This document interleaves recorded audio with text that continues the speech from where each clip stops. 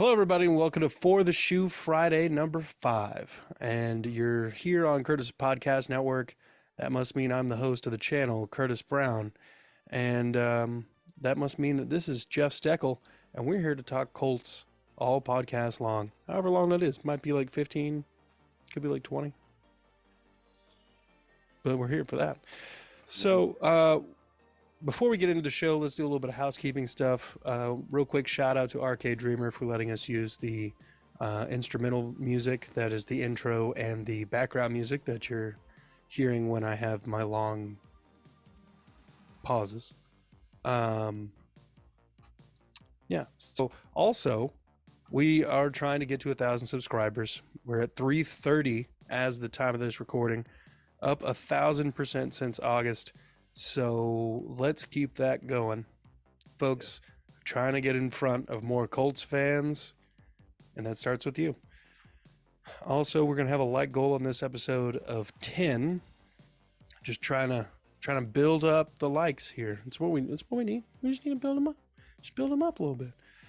The Jags fans are making you look silly right now. They keep doing their thing. They didn't really hit the like goal on their episode this week, but you guys have the opportunity to do that and stick it to the Jags, unlike a couple years ago. Anyway, so we dropped a promo video from Jeffrey himself, and what was the secret topic that you cryptically hinted at? Well, I was doing one of my long drives for work, and I was listening to the Colts Locked On podcast, and they were doing their mock draft, and they had Bryce Young and C.J. Stroud going 1 and 2, and then the guy acted so very proud of it when he said, "Oh, the Colts are going to trade with Arizona for the number 3, and I have them taking Anthony Richardson," and I just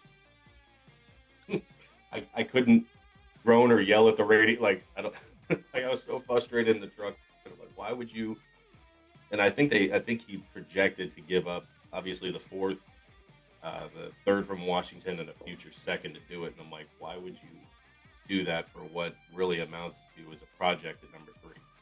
Yeah, like his accuracy wasn't like. And there was another guy on the podcast who was like, "It's a good idea," and it's just, how is anybody backing this? And I see it. Oh, they're going to let someone else sneak up to 3 in front of them. Let them. Yeah. Let Arizona bid. What cares? So I still see that on Colts pages that if it's between the 2 at 4, that the Colts are going between 2 of the 4. Sorry, that they're going to go Levis if it's between him and Richardson. I think Levis is probably the more safe bet of the 2, the more ready right now. So. Yeah, and I would have to agree. I think other teams are aware of that. That's why I think the Titans have had a lot of buzz around Will Levis lately. They brought him in for a top 30 visit. And, a lot of people are taking their shots at him, saying he's not that good, saying his stats are bad. And he had completion, man. There's 2 things with Ballard that, and I think Steichen said it. The thing that they're looking for in a quarterback is accuracy. That is the one thing that Richardson didn't have. Yeah. Levis completed 66% of his passes. Did he throw, too many picks? Yeah. But I'll take 66 over, 50, 4? Yeah. The other thing is Ballard has never overpaid to overvalue a draft pick. If that makes sense. Yeah. Like, he's given up a 1st to get Buckner, and we all know what Buckner's brought to the table. So he's not. I don't think he's going to wager far more than what the draft pick is worth. Yeah. If the value isn't there for Richardson, he's not going to do it. Even if at 4, he's not going to do it if he doesn't feel that the value's there for him to take it. Right. He's definitely a take who's valued with the pick that you have. Yeah. I don't see him reaching like that, at like a desperation reach. And he said that too. It's like, we're not going to act desperately to get, something that we don't feel is kind of a sure thing. Yeah. And I feel like this draft doesn't really have a lot of sure things in it. I mean, before all of the negative media and the stories came out about Jalen Carter, he was the one that was being touted as the sure thing in this draft. And then now that he's been in trouble, that even that is gone. And we might be looking at a 10 years later 2013 draft part 2. By the way, the 2013 draft, like the only notable player that came out of that was like Eric Fisher. He was first overall, which is just ridiculous. But a lot of issues in that draft, and I think there's could be quite a few pitfalls in this one. Anthony Richardson being one of them, primarily because everybody looks at him, they're like, "Oh, athlete, yeah, he could throw the ball a country mile." I don't want to just get skewed as I don't think he's talented. Like I athletic as hell. He's got a rocket for an arm. Like I've said that in previous podcasts. Like he's got a cannon. It's just that decision making in the pros. Like I feel like he's kind of on that Malik Willis. Just he's gonna have to ride the bench for a while. He's gonna have to take a while to pick this up. And that's why you guys have Gardner. And yeah, and Ballard has. I feel like this could be one of like his last years. If it's, I don't think he's willing to draft a guy at 3 or 4 and wait. I just don't see that happening. Well, yeah, because he won't be waiting. It'll be somebody else having his job waiting. Yeah. Yeah. Okay. So, anything else specifically about that locked on thing? No, it was really that was my biggest gripe, and they kept talking about it. I was like, even at the end of it, I'm really proud of this mock. Like, dude, shoot. Like you know how many times Ballard has hit on those second, thirds, and even sevens. He's found some diamonds in the rough late in the draft. It's like he loves his draft capital. Yeah, and I just don't see him burning it on a project. Yeah. Okay. Well, let's just kind of let's kind of shift gears a little bit, and well, it's not even really shifting gears, I guess, but like, so let's try to formulate a plan based on player availability in the draft, based on the needs for the Colts. So we talked about this before the pod. Offensive line, corner probably being the top need. Wide receiver, just Paris Campbell's gone. You brought in, what's his name? McKenzie. Oh, Isaiah McKenzie. But you still kind of need a wide receiver one if you're not sold on him being the guy. And obviously quarterback. So, as we talked about in the prior segment, the possibility of moving up exists for the Colts, but it has to be for a proven person, an actual like, okay, this guy's he's the guy, not somebody who's a project player. So let's, for the sake of argument, let's just say that the Colts don't trade up; they stay at 4. There's no other trades beyond what has already happened. So Carolina gets Stroud, Houston takes Will Anderson, and Arizona drafts Jalen Carter. That leaves Bryce Young, Will Levis, and Anthony Richardson as the top 3, allegedly. I would put Hendon Hooker in there above Richardson. Maybe even above Levis. Maybe. I think Hooker's going to be the steal in the draft. But so, based on the other available quarterbacks, do you think that it's absolutely necessary to draft a first-round quarterback? Have you looked at any of the other guys? Not really. I don't think most people have.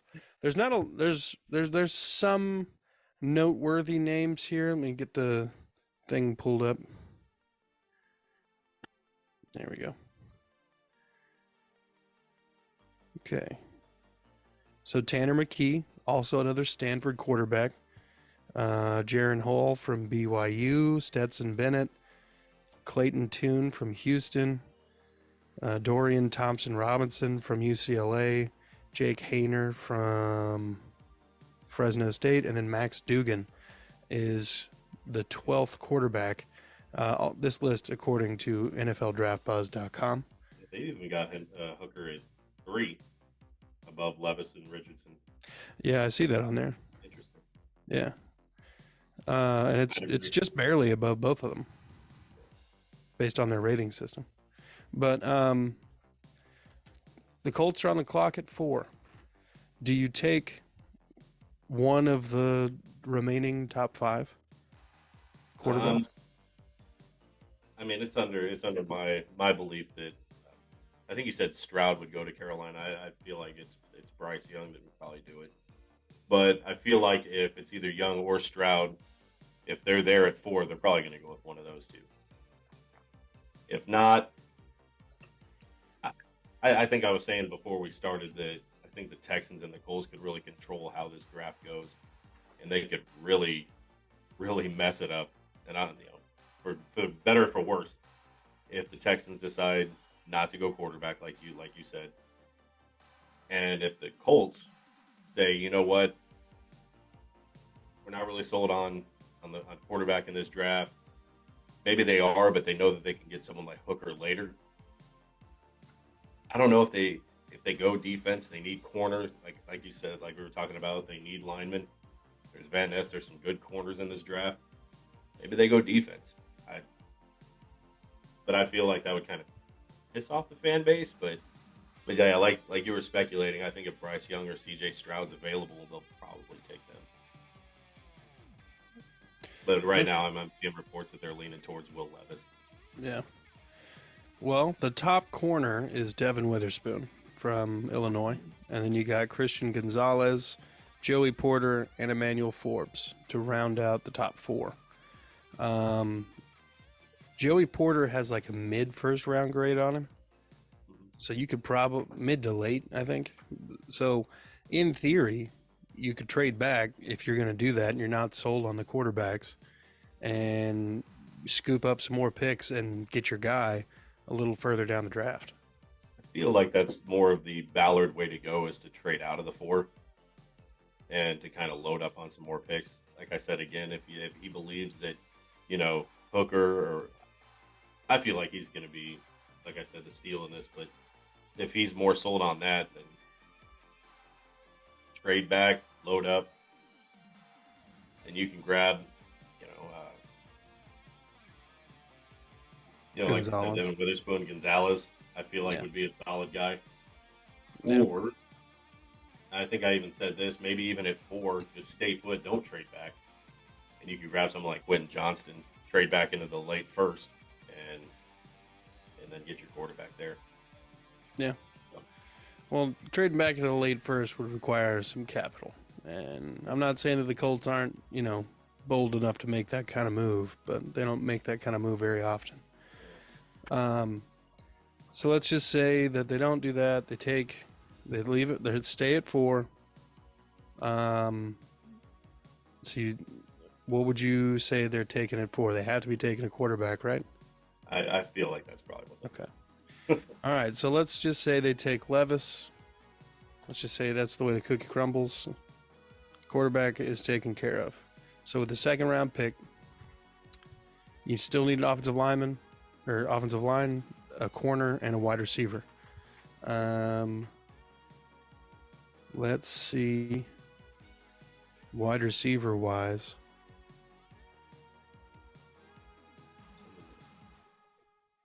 Josh Downs. Let's see. Where are you? Oh, I think it was the second. He's a mid-second rounder. You could get Josh Downs out of North Carolina. He's 5'9", 171 pounds, ran a 4.48, and he's 21.8 years old. They have Dave Flowers. Zay Flowers? Yeah, they have him in the second field. Yeah. That was another guy that I liked. Yeah, the wide receiver he ran a 4.42, man. It's Ballard likes his speed. Mm-hmm. Well, it's second round, top 10 in the second round. Yeah. for Zay Flowers. Are they 35 or whatever? Pick is Yeah. okay. Get my phone back to that. Yeah, so then after that you got Nathaniel Dell, Cedric Tillman still on the board.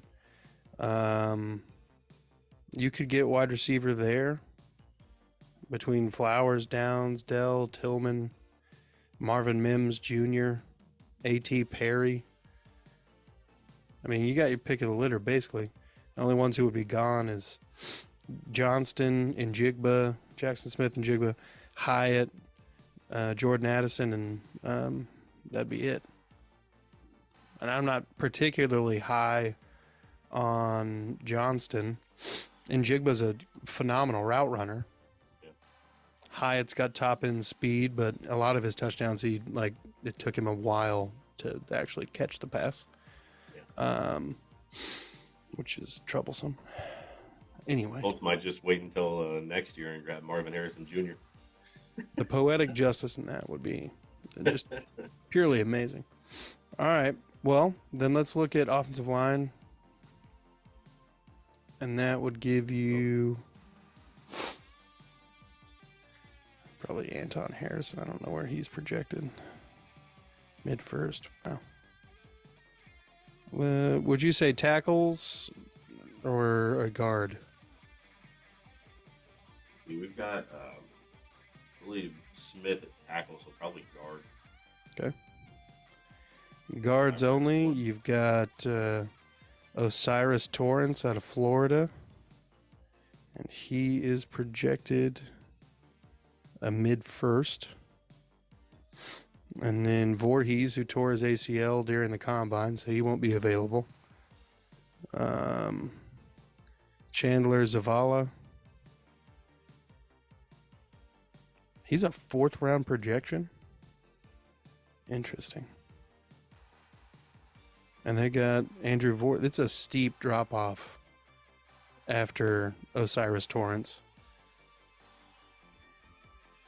We got Darnell White at a mid second. From Tennessee. He's a tackle. Yeah. You move people around, man. Yeah.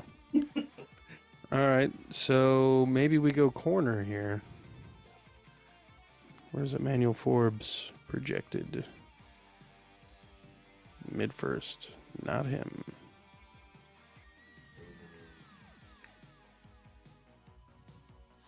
You could get Deontay Banks.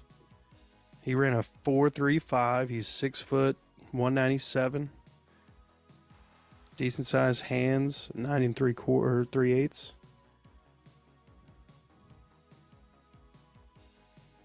His 10-yard cone is crazy. Yeah,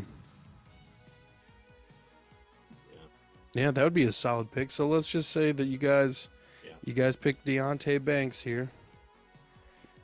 You draft a corner, and we'll do the third round. Actually, fuck it. We'll just do these last two. All right. So then, offensive guard in the third. Yipes. And that would leave you starting off with Voorhees.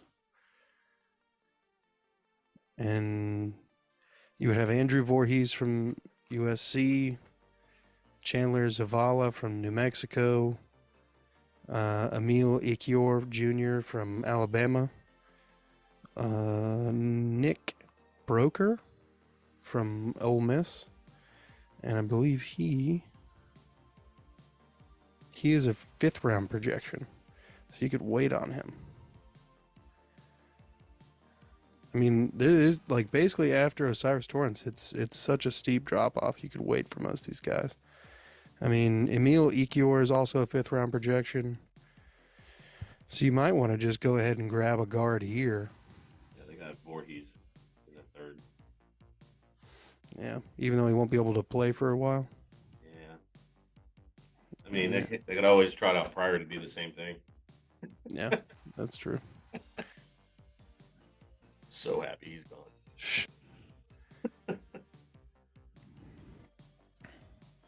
I'd I'm laugh my looking. ass off if the Tennessee Titans picked him up.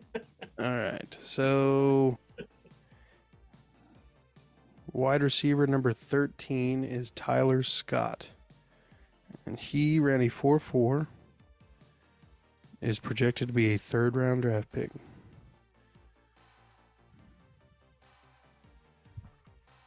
We're looking for fourth-round projections.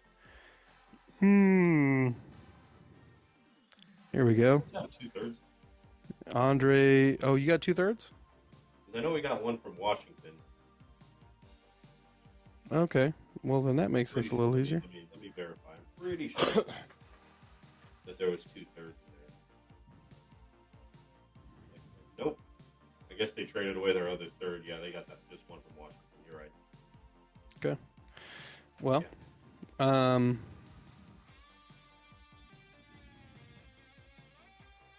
okay, yeah, then you're looking at Keishon Butte and Andre Isovis, Michael Wilson. LSU usually is pretty solid with their wide receivers. He ran a 4.5 flat. He's 5'11", 195. He's got 9.5-inch hands. Deep wingspan. Shuttle's not bad. His 10-yard cone's pretty solid. 4-star recruit. Very good hands, accepts the ball fluidly on most throws, and is ready to make a play afterward. Makes catches in traffic, even going up over taller defenders with vertical and toughness. Combines speed, balance, quickness, vision, and crisp cuts to leave defensive backs and linebackers in the dust. Has a lead speed and cutting ability, and good hands and toughness, who is a big play threat. Does a nice job locating and tracking deep passes and is a legitimate vertical threat. Willing to go up and attack the ball and able to quickly control and contort his body to catch off-target throws. Perfect if we got Richardson. Does not always use his hands to secure deep throws, allowing the ball into his pads and chest. Need to improve concentration. Has the obvious athletic ability to play the X, but has been used very little in this aspect. Ideally, he will use 2022 as a chance to showcase a more diverse skill set.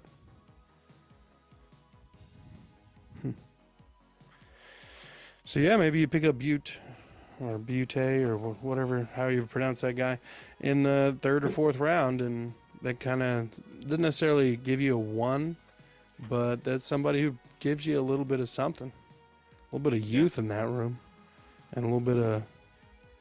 Because he's 20, like he's 20. Yeah.